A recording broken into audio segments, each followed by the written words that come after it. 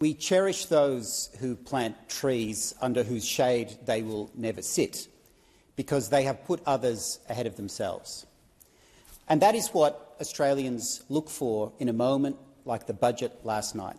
They look for a government, a Prime Minister and a Treasurer who will put them before themselves. Indeed, when we have children come and visit us, and we had some just before, and look down on this place and debates like this, they will ask themselves, are these a group of people, a government who will put our interests before theirs? It's one of the reasons, Deputy Speaker, we have the intergenerational report, because it's not about us, it is about them.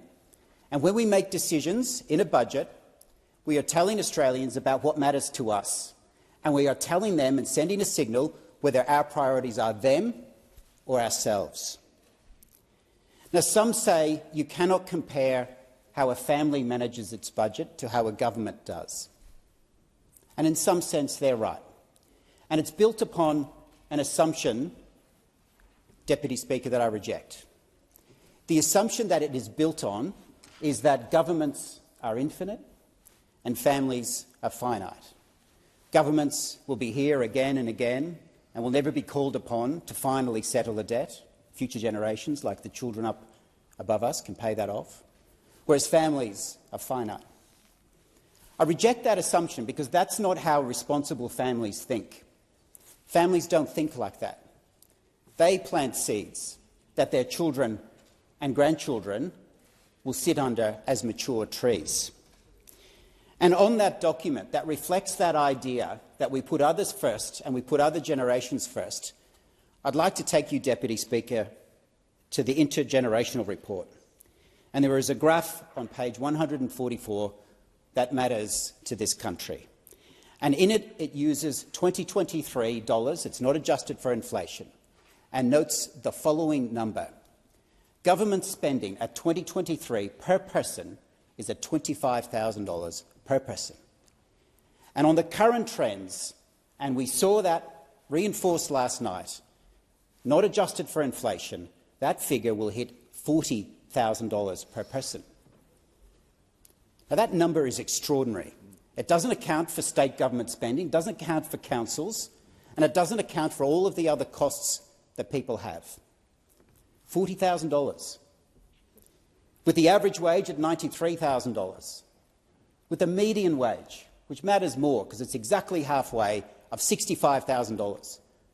We are on a trajectory that will see federal government spending account for 2/3 of a median wage. You don't need to be a futurist to know that that will bankrupt this nation. We won't be able to enjoy all of the prosperity, all of the security, and be able to tell generations beyond that that we will also plant trees that you can sit under. You can fairly say we are cutting them down. And so the question is, what does this budget do for future generations? Average families are $35,000 a year worse off, and they were given talking points. When you think of the actual decisions that families are making right now, they're really tough. We all have food banks in our electorates, and we all know that the queues are out the door. But families who can still afford to put food on the table are making decisions about whether it is fresh or processed. They're making decisions about what type of meat is served. We've seen less students come to Canberra because the cost of coming here is so high. We are seeing sport being cut. We are seeing the heating turned off in winter, air conditioning in summer. These are the real decisions that families make for their budgets that provide important lessons for how we can conduct ourselves here in this place. And there is no more important issue for those in future generations than housing. And right now, we are seeing a housing crisis in so many respects, but on the issue of home ownership, we are seeing young Australians on that median wage of $65,000 a year have to save for 12 years for a deposit, 12 years. And even then, most of them will be rejected for the median price, and it's no wonder they're giving up. Deputy Speaker, Australians are looking for us to have their interests at heart. They looked for that in the budget last night, and it was wanting.